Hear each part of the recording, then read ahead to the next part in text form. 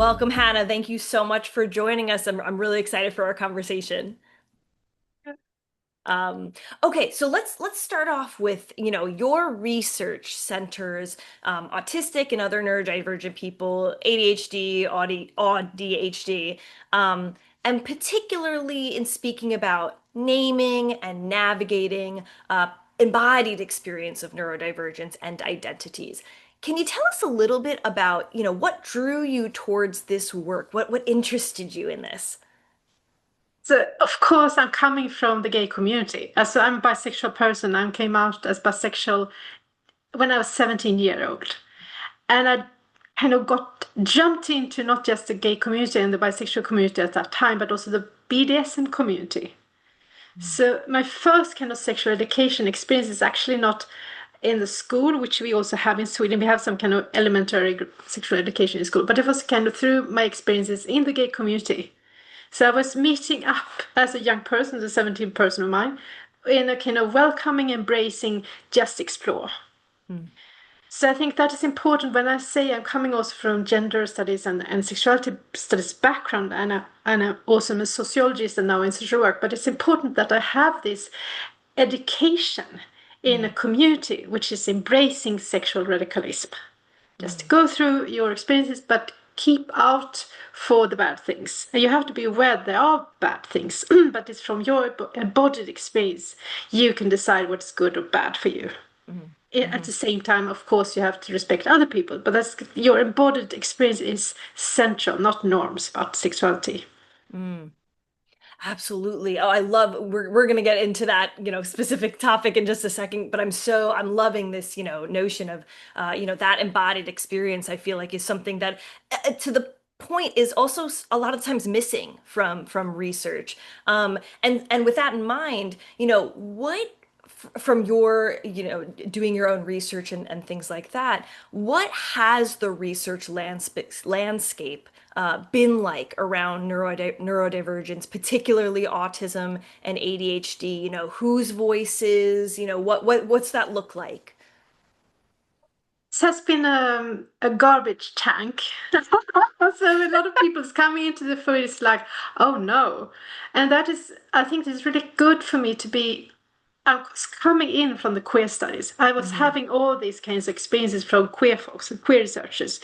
Yeah. Had to go through all the garbage of the early sexologists as they Mm. had to do that job. And when I was entering the queer studies, that garbage cleaning up was already done. So I Mm. could go into this field of bisexuality, which I did my PhD thesis on, with a kind of, oh, this is exciting and this is inspiring. And I didn't have to do all that kind of shit cleaning up. But when Mm. I was entering into the autism field, which I was doing quite off as I was 2 years or so after my PhD thing on bisexuality, it was like, oh no, I'm kind of back in the garbage can. I have to clean it up. And I had very some. There's a lot of tools which I could use, which were already defined and developed, which I could kind Mm. of import into the studies of autism. Mm. So I had all this wonderful, I would say, in so Ahmed is a queer theorist and a feminist and a lot of things, but she has kind of talked about it as different um, bricks. You Mm. build a brick house from different bricks, and the bricks are different theoretical tools, Mm. concepts. So I could use a lot of those tools or the concepts from queer studies and pull them into work in the Mm. garbage can of autism studies. I was like, Mhm. oh, thank you, thank you. All those ancestors has been doing great works. So I wasn't really, I didn't think I was going to do this particular cleaning up work when it comes to autism, but it was kind of, it has to be done. So Mm. I've been I was jumping into the autism field in 2009, and then I started to, on the side, it was not really central in my research, to look at different representations of autistic sexuality. So my Mm. first paper is some years after that, and I'm really kind of interested in how kind of relationship and intimate couplehoods are represented in the autistic community and in the kind of ordinary at that time Yeah. research. And it's like, Oh no, it's talking about neurotypical saviors mostly, who's saving autistic people from, I don't know, whatever. And Hmm. hopefully they will transform into good heterosexual neurotypicals through that kind of loving relationship with a neurotypical savior or partner. So if you look at the early couplehood relationship research, it's about neurotypical people has to endure the autistic couples as partners. And I Hmm. felt like, oh, I can't live this. This is kind of not nice. Yeah. Absolutely. I love this parallel you kind of drawn for us of like the history of kind of queer studies where it's like, yeah, like you're coming in and sort of be like, years and years ago, obviously now, but it's like, ugh, like this is not, how are we approaching this? And yeah, it's like it's a very similar pattern I can imagine of because of who's doing the research and also how research is even viewed, right? As something to be done on other people as opposed to with people. Um, oh, I love that comparison. Let's get into this BDSM intersection because I have a student actually who's one of our interns in our lab, and I worked with them on a literature review that was essentially, they wanted to look at, BDSM and neurodivergence and specifically autism, and they were just curious, right? They had heard anecdotally from people they knew, right, that there was, what's going on here, kind of a thing. And were just talking about this actually today because they were saying, a big part of what they were finding or not finding was like an explicit, intersection there that was talked about by, autistic people or neurodivergent people. And, a lot of it was deficit based was a very also taboo still there. So can you talk to us a little bit about what what's that relationship that you were finding in BDSM and these sexualities? This first, you have to again go back to my background. So I was jumping into the BDSM community. I think it was almost at the same time I was coming out as bisexual. And it was like, oh, this is paradise. This is a sensory amusement park. Mm, But there was no talk at this time, I think it was 1995, 96, about neurodivergence in Sweden. It was like autism was kind of happening, but it was most people with more support needs. So it's like, oh, I jumped into this sensory amusement park and it's kind of open for everyone to just explore. sure. And there are different, I wouldn't say rigid rules, but there are different ways of communicating your needs. And it's Mm, totally fine to say no, yes, red, yellow, green. It's mm-hmm. kind of traffic light signs, which I now see. Because I was starting to self-identify as autistic around my first field work among autistic people. So they community diagnosed me at that time, 2009. So this is 1996. I didn't have a clue that I was autistic by then, Mm-hmm. but that was a kind of way for me to explore my sensory needs in Mm, a trusting and kind of embracing community where it was kind of normal to explore your sexuality in a much wider perspective than the mm, ordinary heterosexual vanilla sexuality. sure. So the BDSM community again is kind of providing me a lot of with tools, Mm, languages, concepts, ways of naming my mm, different sensory needs and experiences in a very kind of welcoming way. So I think I got my both my sexual education but also my sensory education mm, through the BDSM community. mm, So I think it's kind of true, and also now when I'm kind of working again with people I met up by then, they're all neurodivergent because we all find that kind of community very including mm, of mm, different neurotypes, but also kind of accessible that you mm, could name and figure out your sensory needs within that kind of community. So I think it's not I would say not all of course neurodivergent people are into these things, but it's kind sure. of a playground, a possibility. Sure. Absolutely. Something I was thinking about as you were speaking, but also earlier, is also from my, sort of perusal into BDSM literature. There's also a lot less assumptions there, right? That you are kind of coming in, and that is for the most part, right? There is a conversation to be had. There's a negotiation that is sort of an understanding of like that is a safe practice, right? Which we don't always see in a lot of other sexual scripts, right? So I'm also wondering, is there also this assumption or maybe lack of assumptions in this kind of context that might also sort of help us think about, sexual scripts in a broader sense as well. I'm not sure. Yeah, I think so. And there's also, and that is that community is in itself defined as norm-critical. So they also Mm, they have both the kind of understanding from the queer community that is kind of critical towards heteronormativity, but then it's also their own kind of normativity critical way of perspective. So they are really interested in challenging ideas of what is nice or what is good for you. hmm. And sometimes you explore that this is not nice, this is not good for me, but then I know that. And I kind Right. of have to explore that for myself. So there's no kind of worries. Of course, there are a lot of you need to think about you shouldn't be self-destructive or that kind of things. And there are people who are in the Sure. community, of course, but it's kind of more like you have to explore your own body itself and kind Mm, of the borders, the limitations, what is good or nice for you. totally. And we are Absolutely. kind of agree that the outside community doesn't understand this at all. So there's also the kind of friendship thing that you understand that the outside world doesn't understand what we experience as good or not good. That is Mm, our own kind of. wow. Yeah. In this notion of as you brought up, right, the sort of like typical heterosexual sexuality or kind of sexual practices. I want to spend a second here. In one of your articles, you were speaking about Gail Rubin's idea or metaphor of the charmed circle, quote unquote, which is kind of her talking about these heteronormative sexual practices.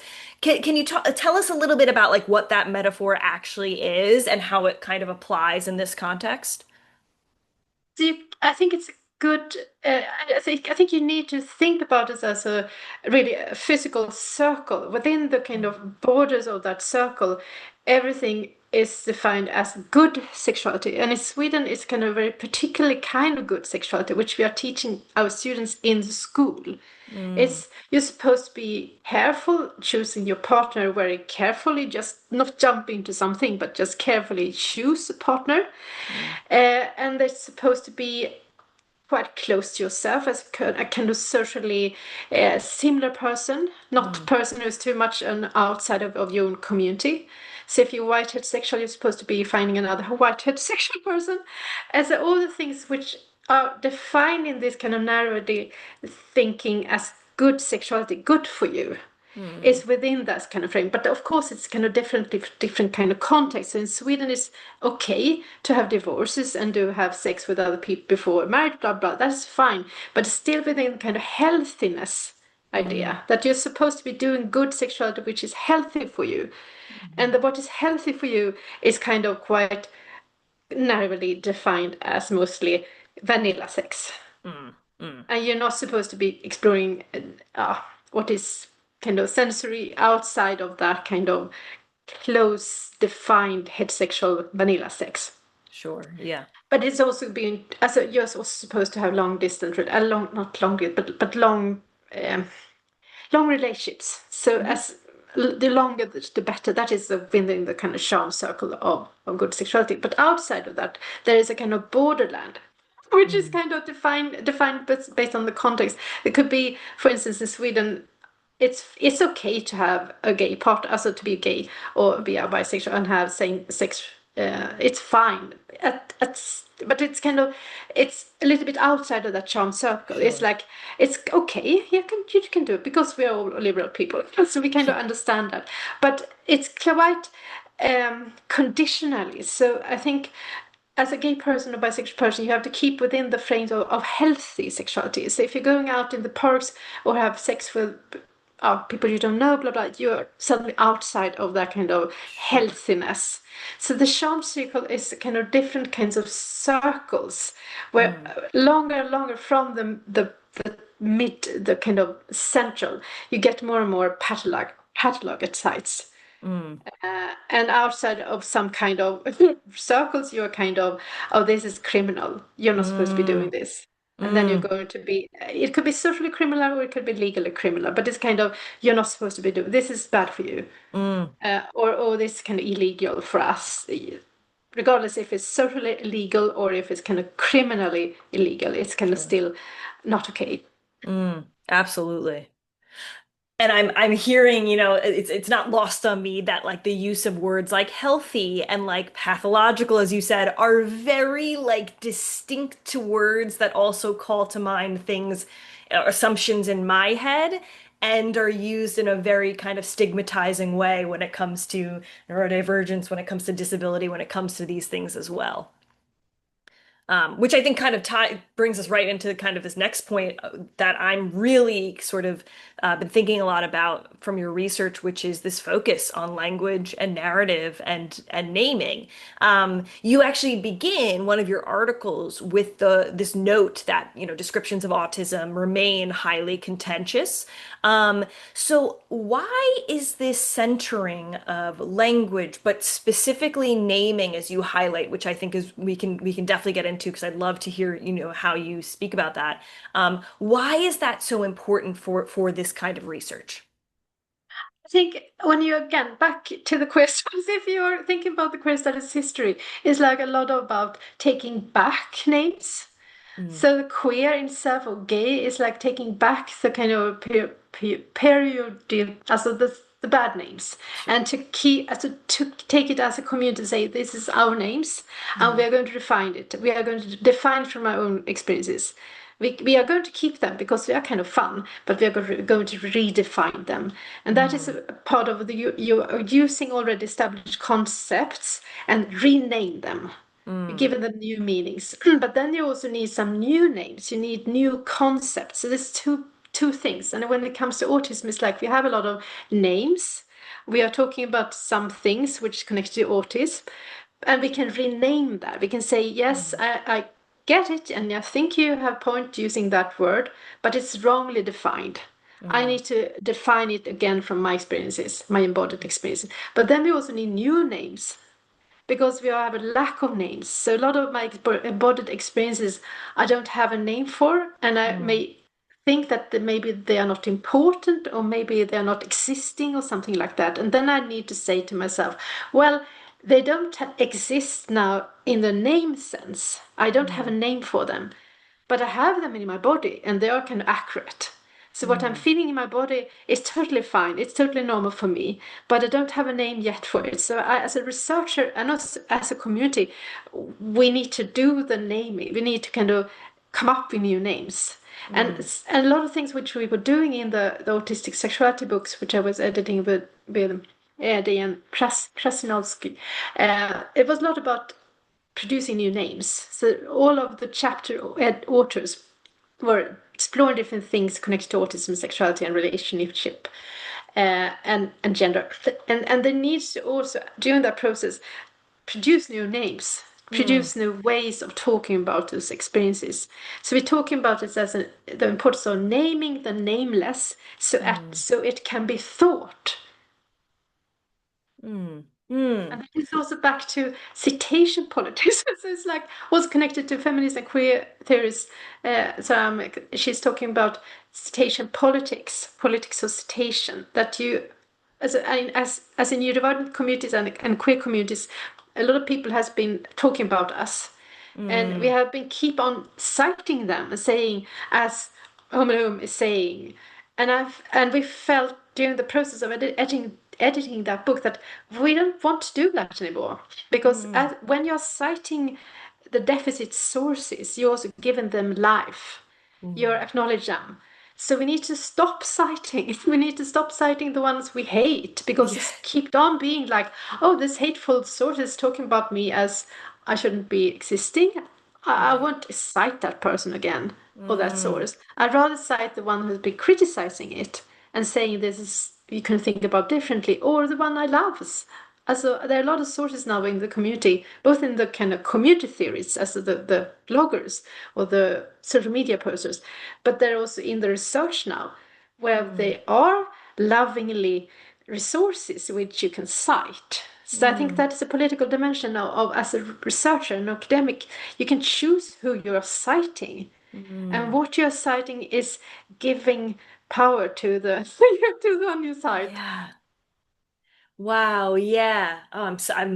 So many things are happening in my brain right now. It's so fantastic. Like, yeah, this power, as you say, right? And identifying both the kind of naming the nameless, but reclaiming that power as well. Particularly, I think, and we'll come back to this at the end when we talk a little bit more specifically about kind of research and what it does, but.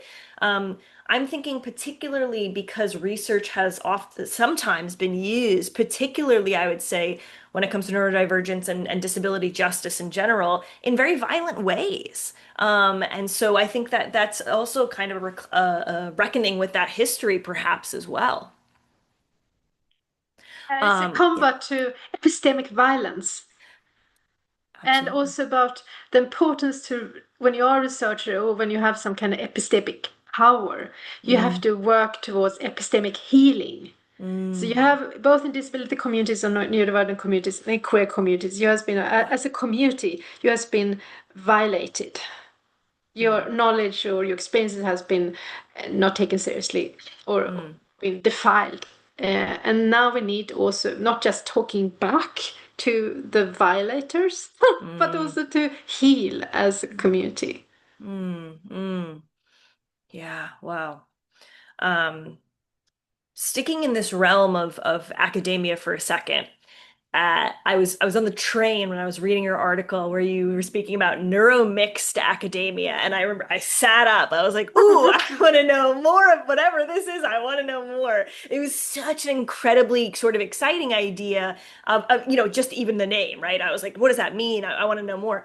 Um, can you tell us a little bit about? I'm also thinking about this, and I would love for you to kind of expand on what that term, what that concept means, both in the realm of kind of neurodivergent studies, but also I'm thinking a broader, to the point, right? A broader academia that is critical of boxes of categorization of being named from kind of an outside player or position. So can you just tell us a little bit more about this concept? So I think it's a bit of ambivalent because I think there are two different concepts on in the kind of which I pointed to similar things. So we sometimes be talking about neurodiverse communities, which Mm, are mixed. So neurodiverse is not neurodivergent. So mhm, neurodivergent is different kinds of people who's not neurotypical. But then we have neurodiverse, and that is a community of different kinds of neurotypes. mm, And when I'm coming up with the kind of neuromixed, it was like it's just similar to neurodiverse. It's more like more outspokenly that we are different neurotypes in this space. mm, And hopefully in the future, perhaps not now, but hopefully not to not futurish, but I hope there will be more possibilities to work in neuromixed research groups. mm, But that also means that all the neurotypes needs to understand that they are different neurotypes. So when mm, talks about when I talk with autistic people, it's kind of we understand that we are autistic. And ADHD do as well, and also kind of different neurodivergent people mostly understand that they are neurodivergent. But when I try to work with neurotypicals, they don't understand that they are neurotypical, and it's mm, kind of tricky then because when it comes to queer studies, like it's kind of oh, are you? As you talk, are you gay? Are you bisexual? Are you heterosexual?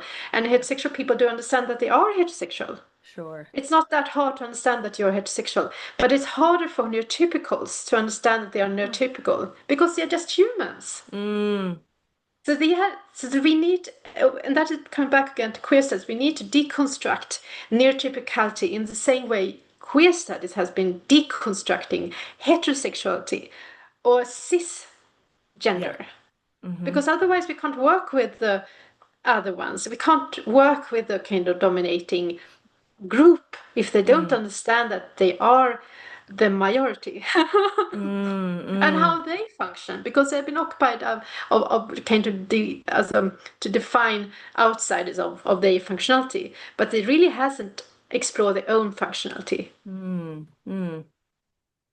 in a critical way. Sure. Yeah. Wow. Yeah. Yeah.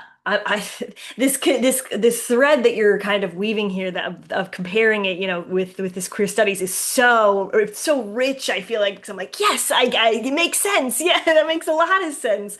And this notion, right, of as well as I would think in queer studies too, and really sort of a vast majority of the humanities where that also unlocks a lot for neurotypical people too, right? To understand themselves and to think critically about their existence, but also to think critically about like the systems, right? And how they are like also maybe not designed so well in these ways too. And are actively harmful towards many people, many neurodiverse people for sure. Um, and also, I want to follow or come back to this thread because you mentioned it earlier around the sort of political idea, right, of reclaiming and sort of this power element. And there's a specific moment in a piece you wrote, and you're referencing an article by Davidson and Tomas, I believe. And you say, the authors, quote, note the pressure that may be felt by autistic people identifying on the asexual spectrum who may worry about the political implications of their personal preferences, about the risk of undermining the long struggle by people with disabilities against being stereotyped as asexual and non-reproductive, end quote. I'm very curious about this tension because we sort of started in this realm of BDSM, right? Which, all sexualities can kind of exist within, but is kind of seen a lot of the times as a either, maybe not hypersexual, that's not the right word I would use, but sort of just a sexual place, right? And then we're now kind of in this realm of, okay, but now there's a little bit of talking about asexuality here. Where is this tension, right? And what does that kind of look like, or what does that do, I guess, that tension? Think it's back again to healthiness that you're Mm, supposed to, as an adult person, you're supposed to be sexual. And that is part of your healthiness. And if you're mm, not healthy, you're probably not so sexual. So I mm, think, and that is ambivalent, for I hear a lot of autistic people talking about themselves with the kind of sadness that unfortunately I'm asexual, I'm not interesting, and that is good, bad in different ways. mm, And sometimes you can redefine it, reframe it, and think more of, well, where are your interests? Maybe mm, you're sexual in another way, you're very visual, or you're very textile, or whatever, but it's like your experiences of pleasures, unfortunately, is not within the kind of circle of sexuality. And mm, that is why you're being excluded from sexuality, and you think you're asexual, but it's more about definitions of sexuality, which is too narrow. Uh, mm. but on the other hand, I do get that some people are just not interested, Yeah. and you have your intense interest somewhere else. And that is the problem, I think, of your expectations of adult people that you're supposed Mm, to be sexual. So I think that is a kind of two different things. One thing is to explore your sexuality in a more broader way and include things you didn't think was sexual and think mm. you are sexual but in another way. But on the other hand, no, I'm not. And as a community, it's kind of, we are still healthy. We Yeah. are That's fine. But your Mm, interest is not in that kind of section. You're interested in somewhere else. But I mm. think a lot of autistic people, we are either highly interested or not interested at all. And that is part of our being, that we can't be just interested. We are either very interested or not interested. Sure, yeah. Yeah, these extremes where there's no room for kind of navigation and to your point, exploration, right? Which you mentioned earlier, right? The where we're talking about BDSM, where it is very much about exploration and figuring out sort of like, oh, I like this, oh, I don't like that. And that's sort of part of the, I would say, implicit even contract of that space. But I think this point, I want to tie this into the next question because you mentioned, right, that this is very political as well. And I've been thinking a lot about this. We are seeing this. nothing new, but it's a trend, right? A continued trend of infantilization of neurodivergent and disabled folks, particularly young people. I feel like I'm seeing that a lot now. And again, this is not a new phenomenon, right? We've seen this since forever. Like, we've seen this a very, very long time.